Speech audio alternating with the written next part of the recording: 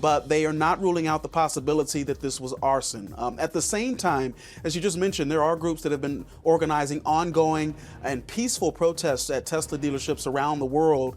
These demonstrations targeting Elon Musk and his affiliation with the Trump administration. Also, Italy's prime minister is said to be close friends with Musk, and there were reports that Teslas have been vandalized in her hometown in Italy. Diane.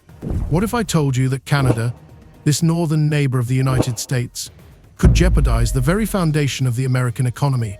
Imagine that the United States' largest trading partner decides to simply turn off the lights in dozens of American states, stopping the flow of oil and gas on which the entire country depends for energy security.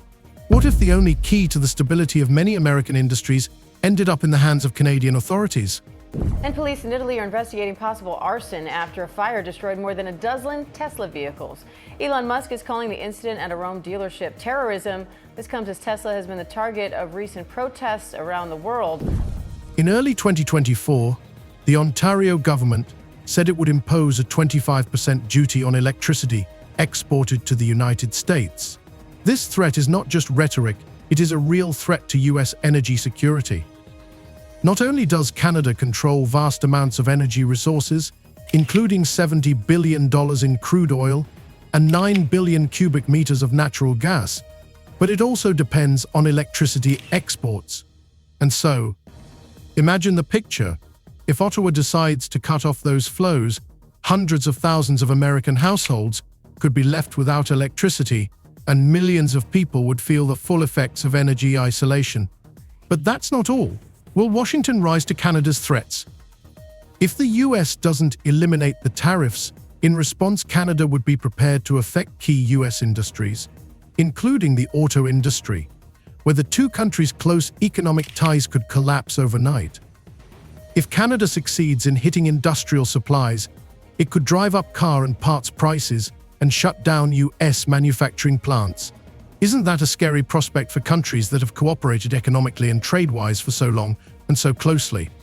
KTLA Samantha Cortese joins us live with more on the wave of vandalism in protests of Elon Musk and his role in Washington. Sam? Hi, Sharon, Micah. The ATF and FBI are collaborating with federal, state, and local law enforcement to investigate acts of domestic terrorism surrounding Teslas. But that's not all. In response to Donald Trump's actions in raising duties on steel and aluminum, Canada is acting decisively. There's already talk of raising prices on canola and other agricultural commodities that could drive up prices in US supermarkets. Wouldn't that be a blow to millions of Americans whose weekly budgets depend on food prices? Why don't you think there is more to this fight than just an economic standoff? In fact, Canada has succeeded in accomplishing what many thought was impossible. It is ready to break its economic dependence on the US and begin developing strategic partnerships with Europe and Asia. This is a big step that could change the future for both Canada and the US. Hey Diane, this investigation really just beginning, and one of the key elements will of course be the surveillance video, and investigators potentially have a lot of it to work with as they try to figure out what caused this fire. We know that surveillance footage has been turned over, including video from each of the cars, which could prove vital to understanding what happened here, because each vehicle has its own camera system that works even when the car is off, and 16 cars burned in this fire, and right now investigators don't know what caused it. So if you think the US can quietly continue its protectionist policies, you may want to reconsider your position. In this economic conflict, the stakes are too high to ignore. Who will win this fight? What unexpected consequences await America if Canada realizes all of its threats? And what will happen to the world economic order now? Stay tuned to find out what solutions await the US and Canada in this brutal trade conflict. When the government of Ontario, Canada's largest industrial province, announced a 25% duty on electricity exported to the US, the world was shocked. The decision was not just a gesture of protest, but a real threat that could deal a serious blow to one of the world's largest economies. The whole move can be seen as a symbolic display of Canada's power to take control of one of the most important economic threads linking the two countries. Teslas are being torched across the country. Dealerships shot up and set on fire. spray paint to vandalize and make a statement. People in Southern California are getting notes on their Teslas, calling them complicit Nazis for owning electric cars.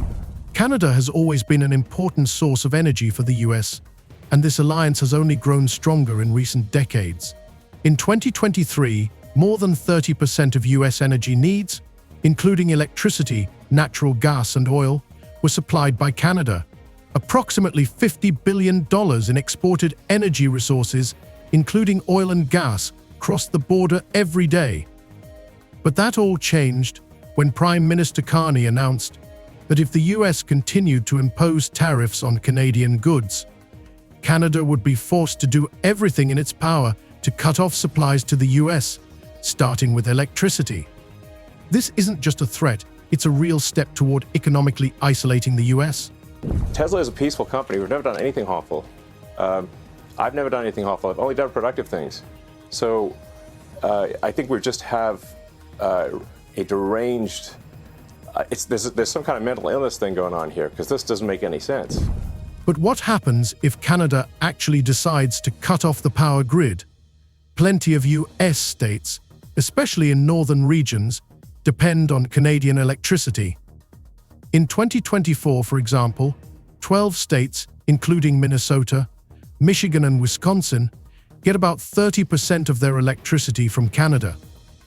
Imagine what happens when 25% of that resource stops flowing. An energy crisis on the brink of catastrophe would inevitably have serious economic consequences. Deteriorating electricity would have caused many industries to collapse, which in turn would have increased unemployment and significantly slowed economic growth in a number of states. But that's not all. The electricity that comes from Canada is used not only to supply households, but also to power large factories and plants. In the event of an energy shortage, millions of Americans working in heavy industry would be at the heart of an energy crisis. We've accomplished more in 43 days than most administrations accomplished in 4 years or 8 years, and we are just getting started. He praised all the domestic actions he has taken so far on immigration. And I deployed the U.S. military and Border Patrol to repel the invasion of our country. And spending cuts. We are draining the swamp. It's very simple. It's worth noting that Canada doesn't stop at just threats related to the energy sector. Over the past few years, Canada has stepped up its trade course, determined to no longer be simply dependent on the United States. The electricity duty is just the tip of the iceberg in an economic war, in which Canada wants to demonstrate its independence. Negotiations are already underway with European countries to diversify energy export routes. Notably, Canada has already signed preliminary agreements with France and the UK to export electricity and oil to Europe. This alternative would mean the loss of an important strategic partner for the US and a catastrophic energy crisis if this plan is finalized. One of the clearest examples of how much Canada is willing to change the direction of its economic policy is the threat to impose tariffs on agricultural commodities such as canola, meat, and dairy products. In 2023, Canadian agricultural trade was worth more than $45 billion, and if additional tariffs were imposed on canola, for example, the US would feel the blow immediately. Already in a few months, prices for meat and milk in supermarkets could rise by 10 to 15%, which would cause a powerful social protest in the United States. Experts note that in the case of a complete cessation of supplies of Canadian products, the American economy could experience not only an energy crisis, but also an agrarian crisis that would affect thousands of families throughout the country. Canada, the largest supplier of steel to the U.S., slapping new tariffs on $20 billion worth of U.S. goods that are sold in Canada. And the 27 countries of the European Union imposing retaliatory tariffs on up to $28 billion worth of U.S. goods sold in Europe, including Harley-Davidson motorcycles and Kentucky bourbon. President Trump with the Irish Prime Minister visiting the White House today. The president suggesting his tariffs won't stop here, saying, "Of course, I'm going to respond." And tonight, right here, the new poll showing 56% of Americans disapprove of President Trump's handling of the economy. The number's even worse now on the president's tariffs. The importance of the automotive industry to both countries cannot be overlooked. In 2024, the US imported more than $30 billion worth of automobiles and auto parts from Canada, making Canada one of the U.S.'s top partners in this sector. However, the response to U.S. imposed tariffs on steel and aluminum was not long in coming. In response, Canada quickly eliminated tax incentives for U.S. electric cars, especially for brands like Tesla. This decision would lead to higher car prices, which could be a major blow to the U.S. auto industry. If the tariffs remain, the cost of new cars in the U.S. market could rise significantly, which in turn would increase costs for U.S. consumers and reduce purchasing power. It would also jeopardize jobs at plants in Detroit and other major auto manufacturing centers in the United States. Production chains would be disrupted and prices of cars and auto parts could skyrocket. This trade war, in which Canada is using its economic leverage to change relations with the U.S., is not limited to energy and agriculture. The Canadian government is actively working to create a new economic strategy that is less reliant on the U.S. and more focused on Europe and Asia. In particular, long-term oil and gas contracts are being considered for Asia, including China and India, which will significantly increase energy demand in the coming decades. This reallocation of trade flows could weaken U.S. strategic influence over Canada, and over the long term, it would represent a shift in the balance of power in the global energy sector. We begin with the president's trade war escalating tonight. This evening, the retaliation against the United States, Canada, and the European Union responding quickly, just hours after President Trump's 25% tariff on all steel and aluminum coming into the United States. All of these developments, paradoxical as it may sound, could lead to the emergence of a new economic alliance in which the U.S. will play a much smaller role. Already today, we can see signs that Canada is seeking to step out of the U.S. shadow and become an economic force in its own right. And no matter how much America tries to counter this process, the consequences may be more devastating than anyone could have imagined. The question is not only how the U.S. will react to such moves, but also how willing America is to lose its major energy partner and suffer the consequences of economic isolation. After Canada began to demonstrate its willingness to change its economic policies, the world community found itself facing new, more serious threats to the global economy. First of all, Canada has been able to demonstrate that it is no longer willing to accept the role of a subordinate state dependent on the United States. The decision to reduce its dependence on the U.S. market was not only a symbol of political determination, but also a step toward finding new allies. And no matter how much Washington tried to ignore these threats, they were increasingly becoming a reality. Canada's main step in this direction was the start of negotiations with Europe and Asia, which opened up entirely new opportunities for a country that had long sought alternative trade routes. This process, however, was not as easy as it might have seemed at first glance. Europe, reeling from the aftermath of Brexit and the economic hardships of rising tariffs and volatile global markets, did consider closer ties with Canada. However, such decisions take time, and so far the Canadian government has had to make compromises. Tesla shares have slumped by more than 9% amid a fall in sales in Europe. The electric vehicle maker posted lower sales across 5 European countries, including France and the UK. Joining us now to discuss this is CBS News foreign correspondent Remy Inocencio. Remy, why do we believe these sales are dropping? What's driving that? Sure. Well, Errol, basically what Elon Musk has been talking about over the past, say, few months, ever since Donald Trump's election back to the White House, that has been fueling this anger, this frustration. Some even say disgust towards Musk, and they're taking it out on Tesla. Tesla now feeling the pain. But because of what's happening here in Europe, Tesla sales fell by nearly half across the continent just last month, 45%. The process of creating new trade links with Europe and Asia was not easy. In this context, Canada had to become more aggressive in its actions. France and Great Britain were the first step on this path. France, amidst its constant energy deficit, was looking for a stable supply of gas and oil, and Canada offered long-term contracts for the supply of these resources. Canada was not content to stop there, however, and sought new infrastructure projects, such as the expansion of the Trans-Canada oil pipeline that would help Canada connect to Asian markets. This was an ambitious move that would not only allow Canada to address its hydrocarbon resource surplus, but also to become an important player in a new market. However, it should be noted that such projects faced many obstacles. Environmental activists, individual provincial authorities, as well as the international community, which is highly concerned about climate change, have put up serious resistance. In particular, the Trans-Canada Oil Pipeline expansion project faced strong protests from indigenous peoples whose lands would pass through the project's infrastructure. Meanwhile, despite the controversy and resistance, these projects were supported by the government and some businesses. Expectations were high, because if Canada succeeded in concluding treaties with Asia and Europe, it could not only reduce dependence on the United States, but also become a key player in the global energy strategy. The most important achievement along the way was an agreement with Japan, a country that, unlike China, does not have significant energy resources of its own and is dependent on imports. Japan became one of the first major buyers of Canadian natural gas, and this opened new horizons for the Canadian economy. Outperforming as well in some cases, doing better than Tesla. And you just have to think, how much more is this a sustained issue for Tesla going forward, given the fact that you have Elon Musk, who's been very forthright in his opinions, particularly weighing in on politics, particularly in Europe. We've just had the European elections, which Musk has been very focused on.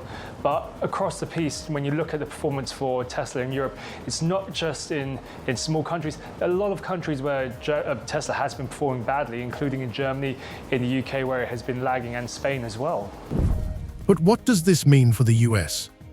First of all, it signifies a significant reduction in American control over Canadian energy resources.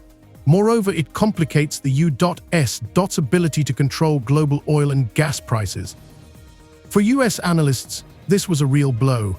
As it turned out, strategic dependence on Canada had become too great, and losing this partner would mean not only financial losses but also major changes in US energy policy. Canada's withdrawal from the US market, as may happen in the coming years, will change the balance of power in the global energy market.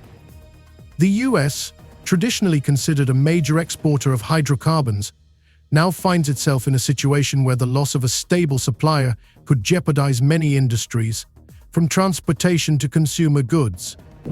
That's from the European Automobile Manufacturers Association. People just choosing with their wallets to not buy Teslas because of that Musk-Trump association. And actually here in London, an activist group called Everyone Hates Elon actually have been hacking bus stop signs with posters. I actually passed one yesterday. First, I wasn't quite sure what was happening, but it said the words 0 to 1939 in 3 seconds. Illusion here, 0 to 60 in like 3 seconds or something. But this poster was alluding to the start of World War II, and the image was of Musk giving that hand salute that we saw at Trump's inauguration that many have attacked as a Nazi gesture. Musk, though, has neither admitted or denied what he was doing. But we're seeing the knock-on effect of that anti-Musk anger across Europe and in terms of sales. Canada, however, had other cards in hand. With each passing day, it became more and more obvious that Canada had long thought about how to become independent, not only from the United States, but also from the American political system. The Canadian government decided to move on to new projects focused on long-term partnerships with Europe and Asia. But there was also one important detail. Canada began to actively seek a substitute for the American markets, where its products had traditionally found a niche. It began to strengthen its domestic market by promoting domestic products that had previously been shipped to the United States. Moreover, the development of new industrial and agricultural sectors in Canada was now a priority. This required investment and time, but the plan was more than ambitious: to make the country's economy as autonomous as possible from external political factors. For the first time in years, Canada could not just rely on its neighboring market, but could set its own terms in international politics. As for the United States, its policies began to fall apart in response to these developments. First of all, the changes that began to take place in the Canadian economy affected the very structure of US trade. Already, analysts are warning that the losses from higher tariffs and economic pressures could lead to a recession in the US, especially if tensions continue to rise. Oil and gas supplies from Canada, which have kept the US market stable for so long, have now become jeopardized. And what does this mean for American consumers? They will feel the rising price of gasoline, which in turn will cause the price of a host of goods to rise. The US economy increasingly dependent on foreign trade, will face a huge crisis. Should these trends continue, the US could find itself at the center of an economic storm of its own making. After Trump imposed those sweeping 25% tariffs on aluminum and steel imports, the European Union retaliating with tariffs on up to $28 billion of U.S. goods. Trump making it clear this isn't over, vowing to respond in kind with sweeping retaliatory tariffs early next month. They're doing what they should be doing, perhaps, for the European Union, but it does create ill will. And as you know, we're going to be doing reciprocal tariffs. So whatever they charge us, we're charging them. Canada also striking back with new tariffs on $20 billion worth of U.S. goods, mostly steel and aluminum, but also computers and sporting goods. With trade wars and economic sanctions, the US will inevitably face the threat that its former economic dominance will begin to wane. Agreed, the fact that Canada and other countries are beginning to step out of US control step by step is an important signal to the entire world economy. No matter how the US tries to regulate its trade policy, Canada has managed to become not only an independent economic player, but also an important partner in the world market, ready not only to negotiate, but also to dictate its terms. This could be the first step towards a significant change in global politics and economics. Well, this feels more like a Tesla-only story when you look at just this fall in EV sales for them that they're suffering across Europe, down 45% in January. The wider EV market in Europe up 37%, so rivals are catching up and performing. Remarkably, this situation has led to a deep divide within America itself. While the Trump government continued to assure that these were only temporary measures aimed at revitalizing the American economy, many members of the business community began to openly protest these policies. Companies such as Amazon, Walmart, and Tesla have stated that the imposition of tariffs will increase product prices and slow down the economy. Amidst these protests, it became apparent that the trade war with Canada and other US partners was beginning to lead to an economic crisis that could seriously undermine the US position on the international stage. Equally important was the fact that despite Trump's best efforts to maintain US dominance on the world stage, his own position was beginning to weaken. Amid economic setbacks and political isolation, Trump faced growing problems within his own party. His attitudes on security and foreign policy, as well as the controversy over trade wars, began to alienate him from traditional allies such as the European Union and the United Kingdom. And as much as he tried to forge a new strategy, his actions brought the US to the brink of economic and political isolation. However, despite all the criticism and economic problems, he continued on his path with confidence, ignoring criticism from Democrats and many Republicans. After all, his core belief was that America must come first, and if that required breaking traditional alliances, he was willing to do so. But the only question is, how long-term will his strategy prove to be when it is increasingly clear that the US is losing not only its old trade ties, but also the trust of other world players? As for Canada, despite all the challenges, it stood firm in its position. Prime Minister Carney, using aggressive economic methods, began to truly change the economic map of North America. Canada was poised to become a leader in a new world order where economies and international relations were built not on threats and tariffs, but on reasonable long-term agreements and mutual respect.